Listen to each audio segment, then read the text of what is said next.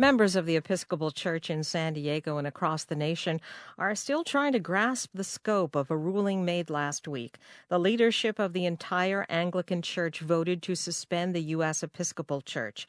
Episcopalians will not be allowed to participate in internal Anglican Church policy or represent the Anglican Church for a 3-year period. The dispute is over the decision made by the U.S. Church to conduct same-sex marriage ceremonies. And joining me is Bishop Jim Mathis of the Episcopal Diocese of San Diego. Bishop Mathis, thank you so much for joining us. Glad to be here.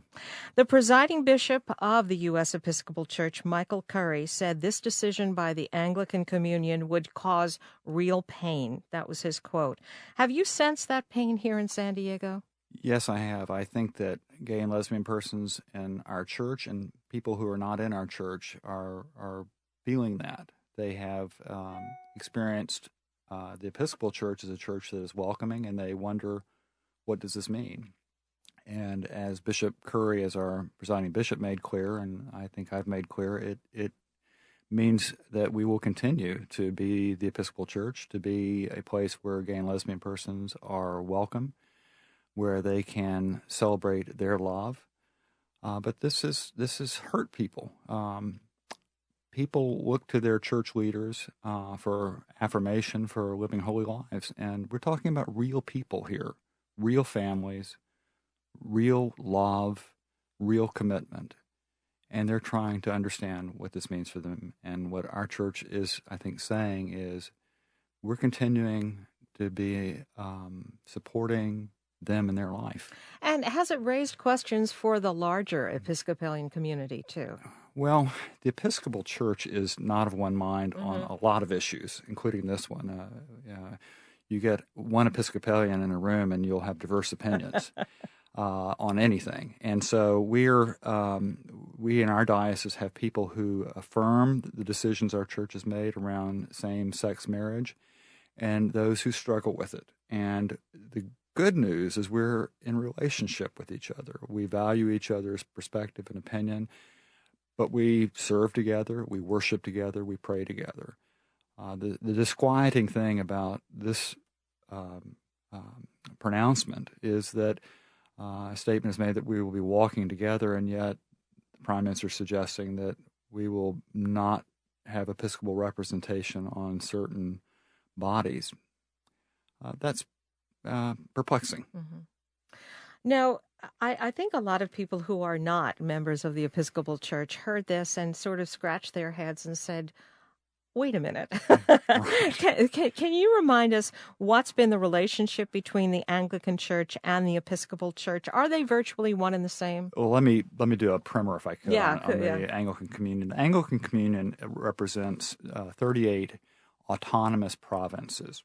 The Episcopal Church is the Anglican brand, if you will, and the United States, and actually parts of is also representing 16 other countries. For example, Honduras is a part of the Episcopal Church. Ecuador, Colombia, Taiwan, and so these churches make up these dioceses make up the Episcopal Church. But you have the Church of Canada, you have the Church of England, you have all these provinces in Africa. Each one of them has a presiding bishop or a primate. They have different authority depending on the polity of their own province in the communion. Some primates have great authority, some have very little. So there's a real question what this decision that was made by a vote at this primates meeting will actually mean. I'm not convinced it's going to actually have that dramatic an effect at the wider church level. It will have very minimal, if no effect, at the level of the person in the pew. I see. So because the Archbishop of Canterbury, Justin Welby, said in trying to clarify the church's decision concerning the Episcopal Church, said, is this a quote, whenever any province is out of line with a major issue, there will be consequences. So what you just said about polity or authority to make these kinds of decisions, why did the Episcopal Church feel it had the authority to begin performing same-sex weddings without consequences from the larger Anglican community? Well, there are consequences to everything we do. Some of them are beneficial and some of them are not as beneficial.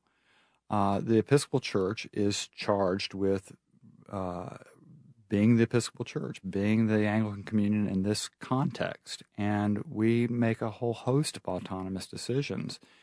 And so I believe we do have the authority to make these decisions. And we have been in consultation and conversation for decades on this. And I was present at the last Lambeth Conference in Canterbury in 2008. And we talked about this a great deal. We differed a great deal. But at some point, the church, in this case the Episcopal Church, makes its best decision based on the people whom we serve. Now, Bishop Mathis, there's been a lot written about how Anglican churches in Africa have exerted conservative pressure to halt progress on LGBT issues. Why do you think that's happening? They're cultural differences. They're being the church in their context, and to some extent, we speak to them about our concerns. I have grave concerns about the criminalization of homosexuality in certain parts of Africa. I have concerns that primates have advocated for that. I think that is a real serious concern. In their context, they are leading their church, and we honor that to the extent we can. They honor it to the extent they can. We're in conversation about this. I'm hesitant to ask this to a man of the cloth, but how much do you think this particular decision was political? Every decision is about more than the particularity of the decision. This is about a lot of things. It's about issues of power and authority that go beyond the church. It's about how the United States is perceived in Africa. So there are lots of things that lead into something like this. My prayer is that in the end, the good news will win out. What will win out here is we are staying in a relationship. We are walking together. The good news is across the planet, there are parts of the Anglican Communion that are in deep, deep relationship with the Episcopal Church. Our diocese is in deep relationship with the Diocese of Western Mexico. We have an historic relationship in El Salvador. These will continue, and that's what's going to make a difference. Aren't there other Anglican communities coming close to the decision to perform same-sex marriages? I'm aware that the Episcopal Church of Scotland is planning a vote in the next several months, and the Church of Canada has prepared. They've done the groundwork for voting on canonical changes. The reality is there will be that we are on the cutting edge on this. And as our presiding bishop has, I think, appropriately said,